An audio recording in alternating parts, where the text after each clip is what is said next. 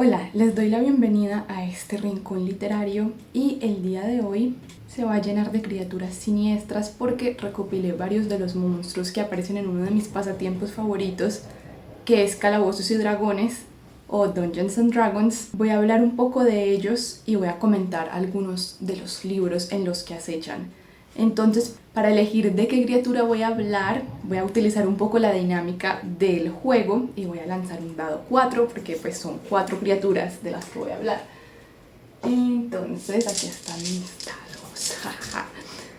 A ver, el dado 4, ¿dónde está? Aquí tenemos el dado 4, le voy a lanzar. 2. Bueno, entonces ahora voy a hablar de una criatura que es prácticamente icónica y nunca puede faltar en la decoración de Halloween, o al menos casi nunca falta en la decoración de Halloween.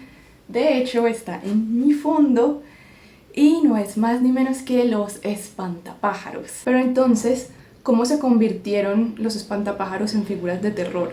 En Estados Unidos los espantapájaros han sido altamente usados pues en las decoraciones y pues dentro de varias historias. De hecho, en el siglo pasado hubo varias películas de terror con espantapájaros. Al menos en el juego de Calabozos y Dragones, estas criaturas fueron construidas por alguna otra persona o un brujo poderoso. Entonces funcionan un poco con la misma lógica de los muñecos vivientes u objetos poseídos. Yo tengo una teoría personal, una hipótesis. Diría que en Estados Unidos, que pegó mucho el Halloween, lo empezaron a utilizar también como otro elemento para espantar a los malos espíritus, porque pues ese era como el significado originario de las decoraciones de Halloween, al menos desde la tradición irlandesa traída desde hace mucho tiempo. Entonces me imagino que pues se mezcló todo eso con la costumbre de poner espantapájaros para espantar a los cuervos, que era lo más común en las granjas y todo esto, y se mezcló así.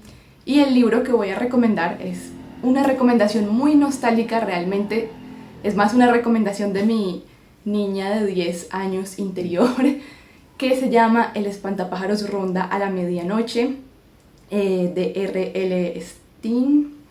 Y pues este libro fue uno de mis favoritos, pero al menos perteneció a una colección que yo amaba, que era Escalofríos, y lo recomiendo para las personas que tengan ganas de una historia así juvenil, ligera, como de un terror suave, que se lea rápido. Ahora que me lo volví a leer para este Halloween, me pareció de pronto en algunos momentos un poco repetitivo, pero sí creo que es un libro que logra ser atmosférico y pues hasta me gustó, o sea, tiene ese toque de Halloween.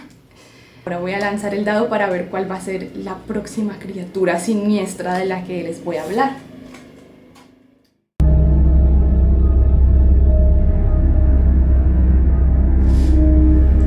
1. Ahora sigue ni más ni menos que las brujas.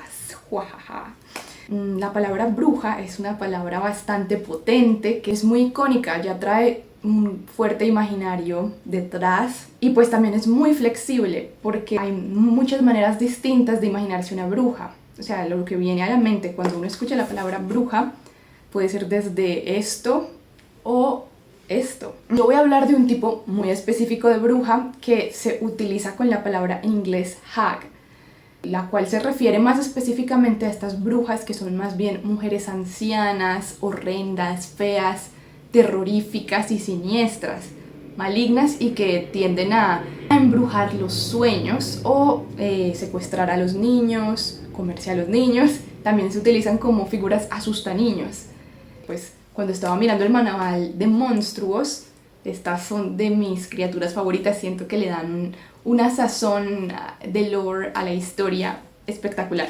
Entonces, pues para hablar de una bruja, la definición, al menos en este caso de esta bruja particular de la que estoy hablando, va más allá de este icono feminista de mujer que se levanta en contra del patriarcado y se revela.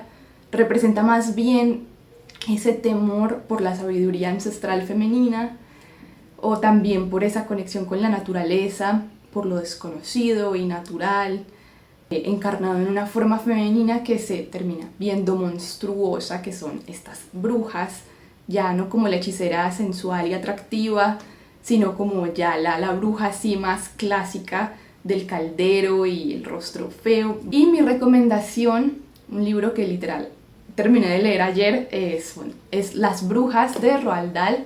Es un libro infantil muy chévere, me gustó mucho porque tiene un aire siniestro, pero también divertido, irónico, y es también fácil de leer, se lee rápido y agradable, aunque también, a pesar de ser juvenil, infantil, logra intrigarte mucho y yo me encontré en demasiados momentos pensando, uy, este protagonista, ¿cómo va a hacer para salir de esta situación?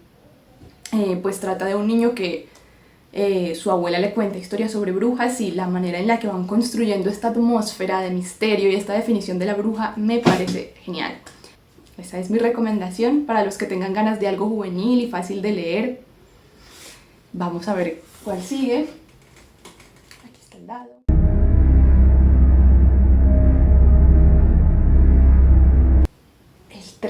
El 3 es una criatura que me parece interesantísima y no son más ni menos que las banshees, que se han hecho bastante famosas en la cultura popular. Estas figuras, para mí, desde que yo conocí la existencia de la criatura mitológica de la banshee, yo siempre la asocié mucho con los fantasmas o lo fantasmagórico porque pues están muy asociadas a la muerte. Es como si fueran fantasmas, pero van mucho más allá, o sea, es un tipo de fantasma muy específico. Vienen del folclore irlandés y se trata de espíritus que permanecen en la tierra y dan noticias o alertan a los vivos acerca de una muerte que se acerca. Al menos su aparición así era interpretada en la mayoría de relatos y mitos, aunque también eran consideradas no como fantasmas sino como hadas, y algunas eran, digamos, de naturaleza aterradora, como siniestra, oscura, y en cambio otras encantadora. Y así con su evolución, digamos, en la cultura popular, siento que se han inclinado más hacia esta figura más vengativa, terrorífica y fantasmagórica. Y la historia que voy a recomendar, bueno, se llama La mujer que camina para atrás. Es un cuento de un escritor mexicano que se llama Albert Chimal. Me encanta esta historia, a mí me generó cierto susto cuando la leí. La recomiendo mucho para las personas que quieran adentrarse a terror latinoamericano, pero que no sea tan rural, porque el terror latinoamericano, al menos con Horacio Quiroga, tiene una tendencia a ser muy rural, pero este se ubica en la ciudad y a veces lo que más miedo da no es necesariamente lo sobrenatural, sino lo real, y eso me parece muy interesante cómo el autor juega con la sugestión a los de pronto sobrenatural y lo real, la situación del país, por así decirlo, que es terrorífico. No conozco más obras de este autor, pero al menos como historia de terror esta me parece genial, la recomiendo bastante. Y ya la última recomendación que me queda por hacer, o la última criatura de la que me queda por hablar, que por supuesto no podía faltar porque es que amo estas criaturas, son los vampiros. A mí me han fascinado los vampiros. Cuando yo era pequeña me daban mucho miedo, luego pasaron a atraerme y fascinarme.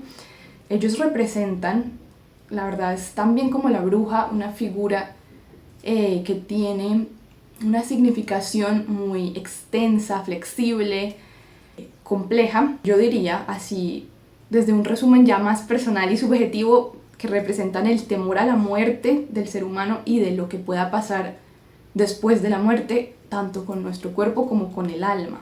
También, pues, a lo largo de la historia se construyeron los vampiros también como unas figuras que representaban lo amoral, pero de una forma entre terrorífica y seductora al mismo tiempo, y creo que eso es lo que los hace tan interesantes, pues al menos parte de lo que los hace tan interesantes. Entonces, pues el libro que voy a recomendar es uno que tengo muchísimas ganas de releer, lo leí hace mucho tiempo. Se llama La muerta enamorada, de Théophile Gautier, un francés, y fue la primera historia, literalmente la primera historia de vampiros que yo leí, y me encantó y me sigue encantando porque define bastante esa idea que yo tengo, digamos, marcó la manera en la que yo percibo a los vampiros y los iba a percibir en el resto de mi vida. Es muy recomendable para las personas que les interese lo gótico y este misterio medieval con un aire sensual. Trata sobre dilemas morales y bueno, pues el argumento se basa en un sacerdote y este sacerdote se enamora de una mujer bastante misteriosa. Ya se pueden medio imaginar el dilema tan intenso que hay en la historia. Ya para concluir, Me parece fascinante la conexión que hay entre la mitología y la mente humana y cómo, digamos, esos monstruos y estas criaturas que han sido creadas por nuestra cultura van evolucionando y van mostrando tanto de la forma en la que entendemos la vida o nuestros terrores como sociedad. Y de seguro hay muchos más libros, historias o monstruos. Bueno, libros e historias de los monstruos de los que hablé y monstruos de los que no hablé. Debe haber libros también muy interesantes, pueden ponerlo todo en los comentarios. Bueno, felices tiempos de Halloween, que la poesía les acompañe en sus caminos. ¡Chao!